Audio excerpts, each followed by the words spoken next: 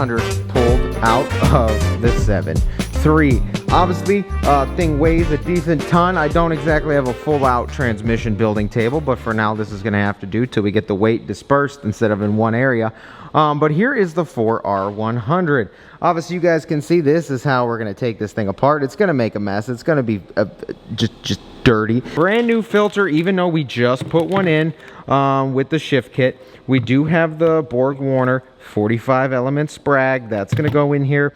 Here's our steels. Here's our upgraded clutch packs going back in this 4R100. Now this isn't going to be some 800 horsepower build because frankly a 7.3 won't reach that without significant work anyway.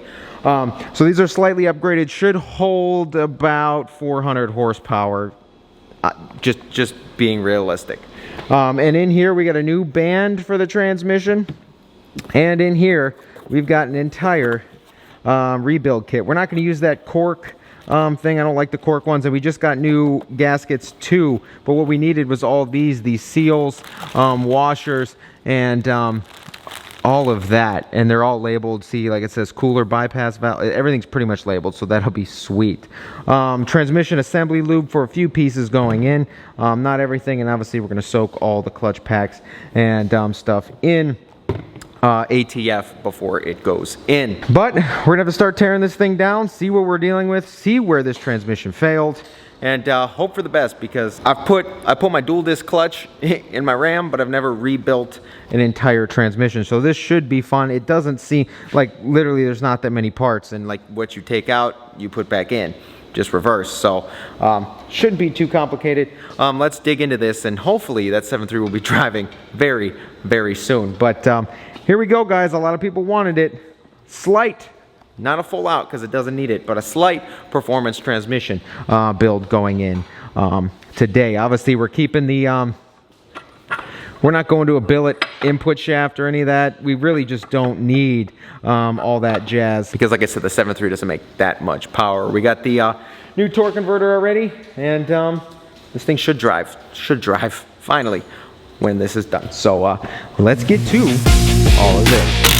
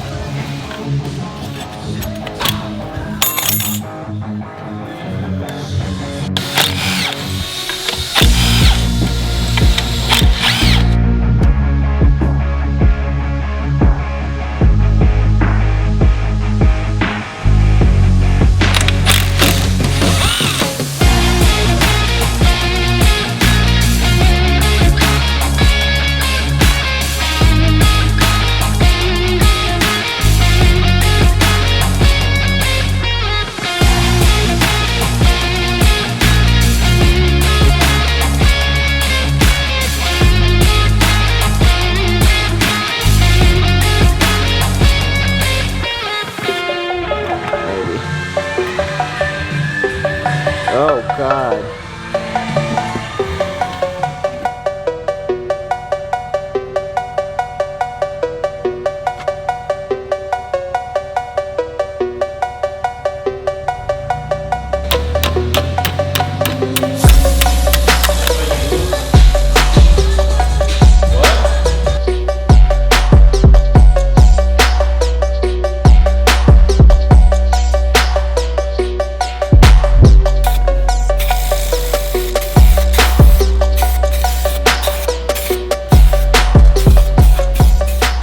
So it's definitely been a minute since I picked this camera up because of a few things. What you saw at the end of the last clip there is what we found the problem. I mean, we definitely found the problem, and it was located in the forward drum of the transmission. This is locked in all forward gears, so obviously why the truck wouldn't move forward unless it was like high RPM, overdrives off, all of that. But because of that, look at the forward drum. Obviously this is the spring, but look at how gouged that is. You can see the marks on it, plus all the heat marks over here as well. Hopefully you guys can see that. Yeah, that's not supposed to be like that. Some people would probably reuse this, but I'm just like, no. So this was about $15 or so. And then here is also, which looks like the pressure plate. Well, it definitely got some pressure. That is, that's big burnt. It should look like this. Well, it looks like this. Yeah, that's not okay. So first of all, that was obviously scored. That was down further on. This was kind of at the top. This I had to beat off the drum with a hammer because it pretty much welded itself to it. This is a clutch, or what should have been a clutch. Look at this one. Okay, take a good look at this. All right. This is one of them that came out of a different gear. This is how it's supposed to look, and obviously we're upgrading it with the red ones back there. But that's the clutch material on a gear, and there is no clutch material on any of these clutches left. Literally, I think there's what's left of the clutch material on one of the last ones. Coming down here, looking at this, boom, this snapped, which is where that spring I showed you at the beginning of this whole ordeal sits. So that spring pretty much pushes on this, which goes in this groove. So that was gone. Then you get in the piston out here. You can see, well, when that ring snapped, it definitely gouged this piston out. So we're going to need a new one of those. You can also see when we pull it out, look at this seal here. The rebuild kit comes with new ones of these, but look, it gets a little funny on this side. Yeah, that's missing something important. We already pulled that out, threw that away, but yeah, the seal in there is just gone. And then, like I said, down here, not so bad, but like I said, all the seal and stuff was just thrown around in here. All that was snapped. And then even better, look at this drum, right?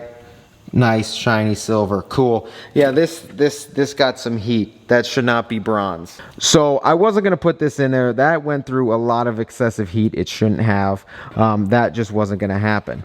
Now they do make billet upgrades for this forward drum, which will probably take this way up in a stage transmission build. It would probably give me a lot more, obviously reliability and other stuff, but considering we only have like 400 horsepower max, 350, 400, and this is what this is built for, it is a common issue where the snap ring, you see that groove there? Well, it's a common issue where that will crack there, and that's what the billet one, I guess, alleviates that problem. Those billet drums are like $700-800. They're expensive depending on where you went. Sonics makes a upgraded OEM one, which is about $250. That's not so bad. There's also this option where you get a OEM drum again, which we did, which I'll tell you why. But we got a new OEM drum because, like I said, we're doing 350, 400 horsepower max, nothing crazy on the 7.3.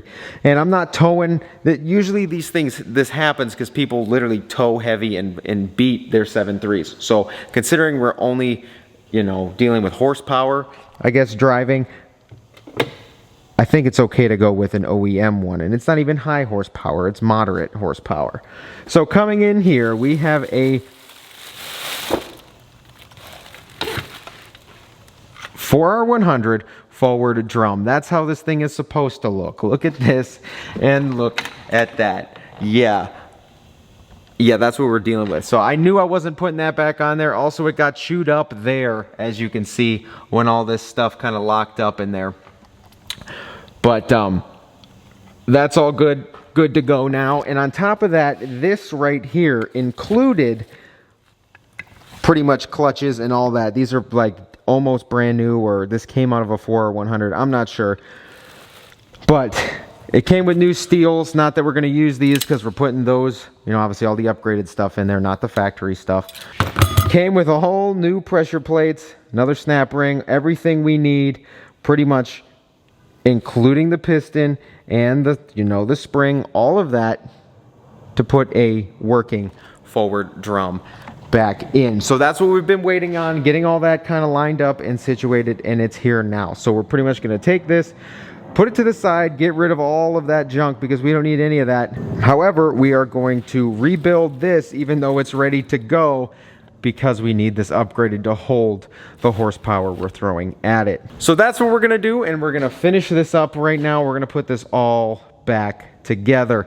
You'll also see over here, I sat here with a toothbrush and cans of degreaser and cleaned the case. I know I wanted to powder coat it and do all that, but literally that's just, I don't have time for that, and it's just truly, exactly. So we cleaned it and we resprayed it with aluminum, like replicating spray paint, just like it kind of would come from factory, but from Eastwood. Alumablast, obviously, alternators, transmissions, stuff like that. So we picked up a can of this, still have a whole bunch left. This is like 4 coats, but it looks good. Looks obviously touched once we put it back up in there. If I put the same dirty case up there, the tranny wouldn't look touched, but obviously it has to come out to get painted. So the tranny's gonna look touched also, which is definitely true because we are building it here. So we're not powder coating it, but like I said, it does look brand new again. And yeah. But anyway, that's what we've been doing. Now we can actually put all this back together. So that's what we're gonna do. And then we'll get this thrown back in the 7.3 and see how she does.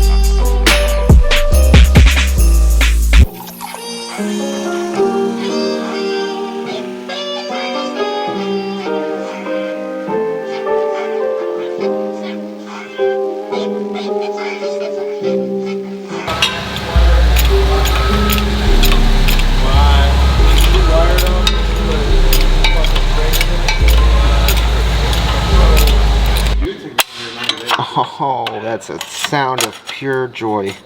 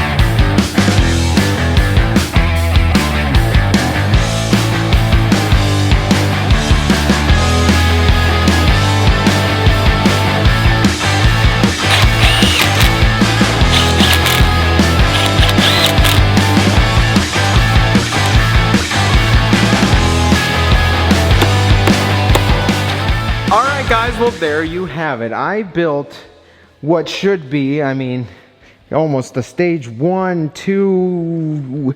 The 4R100s are so interesting because what's in this stage 2, a stage 2 on like a 4R100 holds like not that much horsepower, but like a stage 3, 5, the more you go, you could really build these things up to hold some horsepower, but we're at about 400 horsepower of holding ability in here, which should be plenty for the 7.3. And like I said, I built this entirely myself. I ordered 90% of the stuff on Rock Auto, which was like the Raybestos clutches and the Colleen steels.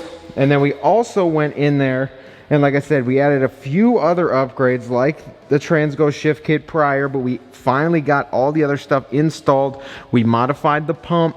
We also put the, you know, the snap rings on 4th gear and overdrive or whatever it was, I think. We got all that done. So our 4R100 should hold everything that 7.3 has to offer. And as you guys saw, first, the forward clutches were just gone. So that's obviously why we didn't move. But with them being that chewed up, it almost makes me think that that transmission has had some issues for a minute. So we never really laid down the full power of that thing. So I'm excited to put this back into the 7.3